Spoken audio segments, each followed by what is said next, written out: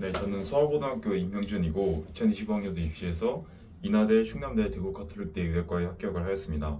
차오름학원은 고등학교 1학년 1학기 기말고사부터 3학년 기말고사까지 2년을 수강하였습니다. 네, 저는 2년 동안 되게 길게 차오름학원에서 계속 내신을 대비하였는데 두 가지가 도움이 되었습니다. 첫 번째로는 내신 대비 자료의 퀄리티와 양이 굉장히 뛰어나다는 점입니다. 내신을 대비하다 보면 어떻게 무슨 자료를 공부해야 되나 막막할 때가 있었는데 그때 차오름 학원에서 주는 자료가 도움이 되었습니다. 그리고 제가 계속 김비 선생님과 함께 내신을 대비하였는데 그때 특히 2학년 1학기가 문학 시간이었고 2학년 2학기가 언매 시간이었습니다. 문학은 이 관점이라는 게 되게 중요하다 보니까 조금만 잘못 해석해도 문제를 틀릴 여지가 있고, 또 언매는 이런 지엽적인 교과서에서 나오지 않는 그런 지엽적인 포인트까지 대비를 해야 되는데, 그때 제가 문제를 풀 때마다 김비 선생님께 질문을 하였는데 그때 굉장히 성실하게 답변을 해주셔서 도움이 많이 되었습니다. 국어는 먼저 기출을 꼼꼼히 공부하는 것이 많이 도움이 되었습니다. 제가 이번 수능에서 국어를 96점을 맞았는데 제가 사실 6월, 9월 모의평가까지는 계속 2등급을 맞았습니다.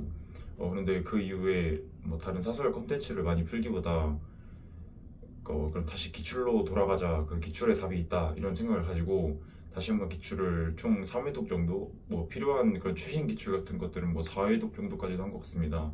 그러다 보니 다시 관점이 정립이 되고, 또 그리고 안 풀 선지 하나하나를 뜯어보면서 그냥 답만 맞췄다 끝내는 것이 아니라 왜 이 선지가 틀릴까라는 의문을 가지고 접근하는 것이 도움이 되었습니다.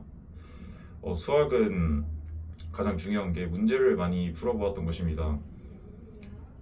이 수학은 그래도 주변에서 선배들이나 그런 다른 강사들도 하는 말이, 일단 수학은 많이 푸는 것이 우선이다 라고 생각을 해서 특수한 같은 것들은 기본이고, 다른 사설 문제집, 실전 모의고사 같은 것 등을 굉장히 많이 풀어보고, 또한 오답도 풀릴 때까지 제가 고민해보는 시간을 가지고 그 뒤에 해설을 듣는 방식으로 공부를 하였습니다. 영어는 아무래도 절대평가 과목이다 보니까 큰 시간을 투자하기는 어렵겠다고 생각을 해서 학교 수업 시간에 끝낸다 이런 방식으로 공부를 하였습니다. 학교가 일주일에 영어 수업 시간이 4번이 있는데 그때 정도 영어로 공부하면 딱 적절하겠다라고 생각을 해서 학교 수업 시간에 다른 공부를 절대 하지 않고 그때 하는 수특수한 수업을 열심히 들었던 게 도움이 되었습니다.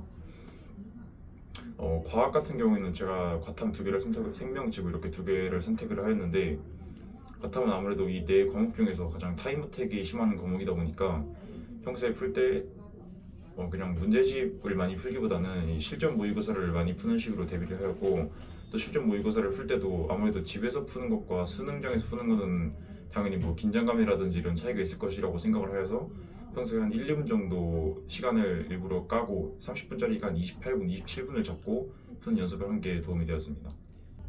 이 서울고등학교의 이런 생기부 프로그램이 좋다는 얘기가 많이 있어서 저도 그것이 수화고등학교를 고등학교 진학을 선택한 이유 중에 하나였는데, 그런 만큼 저는 학교에서 하는 프로그램은 일단 제 진로와 너무 상관없다는 그런 것만 아니면 대부분 참여를 하였습니다.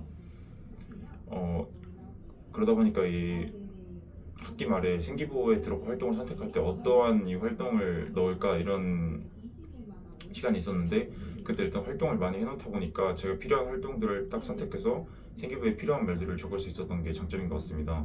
또 그리고 그냥 생기부에서 특히 자료조사나 발표 같은 활동이 많은데, 그때 단순히 그냥 인터넷에 있는 것 등을 긁어보기보다는 제 진로와 어떻게 연결할까, 그리고 제 탐구력을 어떻게 보여줄까, 그러니까 결론적으로 말하면 과연 이것이 생기부에 적혔을 때 어떻게 적힐까를 생각하고 접근한 것이 도움이 되었던 것 같습니다.